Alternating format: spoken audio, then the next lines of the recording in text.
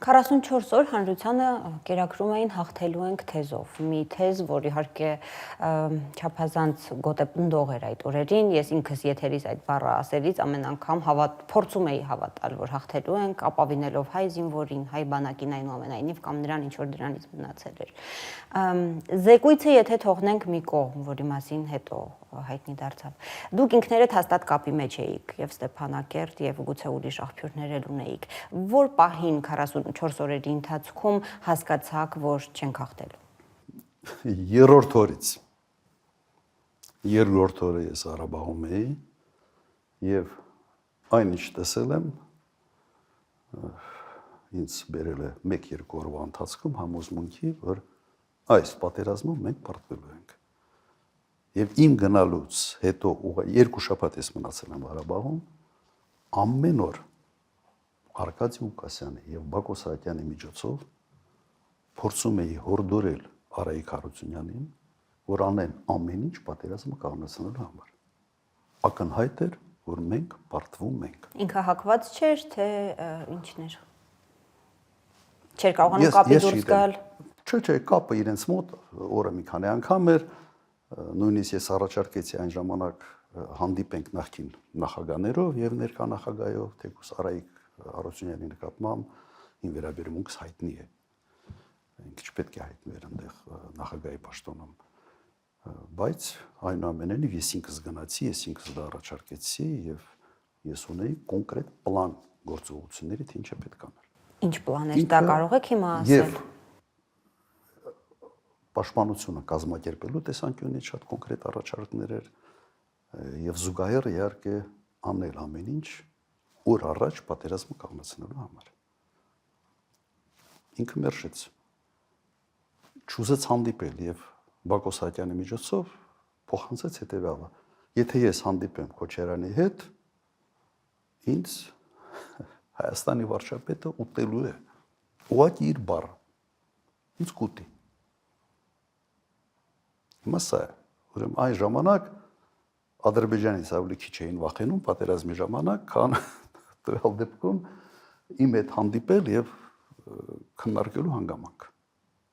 Ուրեմն սա արտարոց էր։ Հիմա ինչու իմ տպավորությունը այնպեսին էր, որ մենք պարտվում ենք։ Ես չի տեսնում նորմալ կառավարում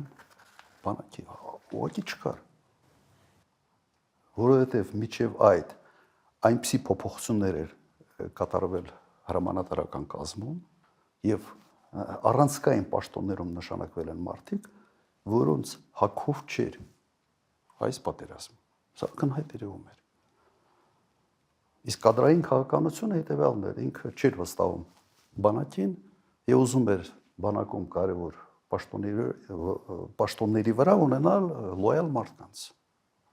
Իսկ լոյալ գեներալը կամ լոյալ բարձրաստիճան սպա միշտ չի որ այն սպան է, որը ունի բավարար հմտություններ պատերազմում հաղթանակ ունենալու համար։ Համատարած կադրային փոփոխություններ եւ հիմքում միայն եղել է լոյալությունը։ Վատեր ընդհանրապես բանակի մատակարարման հետ կապված ուղղակի բոլոր հարցերը։ Բոլոր, անխտիր։ Միջպատերազմը հայտարարվել էր, որ օդը փակ է, չէ՞, եթե չեմ սխալվում։ Ստեփանակերտի օդը փակ է, Արայիկ Հարությունյանն էր ասել։ Բացարձակապես այդպես չէր։ Բացարձակապես։ Եվ կար եւս մի շարք հանգամանքներ, ես կցանկանայի նշել ամենից կարևոր հանգամանքներից մեկը դա այն խայտառակ մոբիլիզացիան էր, որը արվեց Հայաստանի Հանրապետությունում։ Լավ չանեին ընդհանրապես ոչինչ բան, կանանեին։ Մարդկանց հավաքում էին եւ երրորդ օրը այդ մարդիկ հայտնվում էին առաջնագծում։ Ձևավորվում էր ոչ թե համալրման էին գնում ներկա զորամիավորումները, օրինակ գումարտակները, այլ նոր միավորումներ էին ստեղծում եւ ուղարկում ռազմաճակատ երրորդ օրը։ Մարդուժի պակաս կար գուցե։ Ոչ, այդ նույն մարդուժը պետք է համալրեին ներկա ստորաբաժանումները։ Իրեն գնացին լրիվ այլ ճանապարհով։ Դա էլ է ճանապարհ, բայց այդ դեպքում դու առնվազն 2-3 շաբաթ պետք է մարտական ներդաշնակություն ապահովես։ Իմ հարազատները զորակոչվել են, օրինակ, շատ մոտ հարազատներից մեկը պատերազմի երրորդ օրը հայտնվել է առաջնագծում մի sense վաշտում, որտեղ ոչ մեկին չէր ճանաչում ընդհանրապես։ Կա շատ པարզ բան, դու չես կարող անծանոթ մարդկանց հավաքել միտեղ, ձևավորել, օրինակ մի գումարդակ եւ հաջորդ օրը ուղարկել պատերազմի։ Դու ուղղակի մսաղացի մեջ ես ուղարկում այդ մարդկանց։ Առնվազն 2 շաբաթ պետք է մարտական ներդաշնակության տրեյնինգներ անես, որ իր մարդիկ ճանաչեն։ Հրամանատարը հասկանա, թե ստորադաս հրամանատարները ինչ կարգի հրամանատարներ են, ինչ գիտելիքներ ունեն։ 90-ականների պատերազմում այդպես էր, թե այդ ժամանակը չկար, թե պատերազմը այնպիսինը չէր։ Այն ժամանակ պատերազմը այդպիսինը չէր։ Ուրիշ իրավիճակ էր եւ այն ժամանակ այլ գործոններ էին աշխատում։ Եվ այն ժամանակ նաեւ հակառակորդը նույն վիճակում էր։ Այն ժամանակ պատերազմի կեսը ուղղակի ջոկատային էր։ Եվ երկրորդ կոպտագույն սխալը մենք վերադարձրել ենք 90-ական թվականներին։ Սկսել են ձևավորել ջոկատները եւ ջոկատները ուղարկել ռազմաճակատ։ Մենք ասած բանակային կառույցից հետ են գնացել մոտ 25 տարի, վերադարձրել ենք ջոկատային համակարգին։ Ջոկատը ունի մի առավելություն, մարդիկ իրար ճանաչում են, բայց սա բանակ չի։ Սա ինչի հետևանք էր, սա պլանավորված էր, թե սա էլ էր ամփոփություն։ Ես չգիտեմ, ես կարծում եմ ուղղակի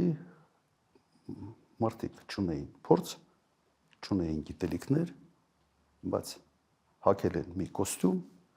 որը հաստատ իրենց վրայով չէր։ Այդ ձևով ընդհանրապես հնարավոր չէր այս պատերազմը հաղթանակ ունենալ։ Ես նաև փորձել էի հասկանալ, թե լավ, այս քայլը վատներ, որ քայլն էր արված նորմալ։ Եվ 0։ Ուղղակի 0։ Մի պահ իբրե մարդկանց ոգի վարելու համար սկսեցին ասենց աչուձախ հերոսների կոչումներ բաժանել։ Նահանջող բանակի հրամանատարները ստանում են հերոսների կոչումներ։ Դա լուրջ։ Դուք մտածում եք, դուք դրանով խրախուսում եք մարտունակությունը, դուք խրախուսում եք պարտությունը դրանով։ Կարող է առաջի գծի զինվորը, կարող է առաջի գծի վաշտի հրամանատարը ստանալ հերոսի կոչում։ Բայց ուղղության պատասխանատուն, որը նահանջում է ամեն օր, ստանա հերոսի կոչում, դուք ի՞նչն եք խրախուսում։ Իսկ դուք նաև նշեցիք այն սուտերի մասին, որոնք հնչում էին։ Այդ սուտը քայքայում էր բանակը։ Եվ այդ սուտը, ասեմ, իմ կարծիքով հիմնական պատճառն էր շատ մեծ քանակի դասալիկների։ Մարդիկ առաջի գծում տեսնում են ինչ է կատարվում, զանգում են իրենց հարազատներին, հարազատները ուրախ են, որ մենք հաղթում ենք։ Ասենց էսա գետաշենն ենք վերցնում։ Սա ավելի մեծ անվստահության մթնոլորտ ձևավորելու ուղղակի տարբերակ չկար։ Ես համեմատեմ առաջի պատերազմի հետ։ Երբեք սուտ ինֆորմացիա չի եղել։ Եթե կորցրել ենք մի շրջան կամ մի գյուղ, հայտարարել ենք, ասել ենք, բոլորը դա գիտեին դրա մասին։ Բայց ամբողջությամբ տեղեկատվական դաշտը Հայաստանը վերցնել կոնտրոլի տակ եւ 44 օր ստերով կերակրել մեր ժողովրդին, դա հանցագործություն էր։ Երևանում այդպես էլ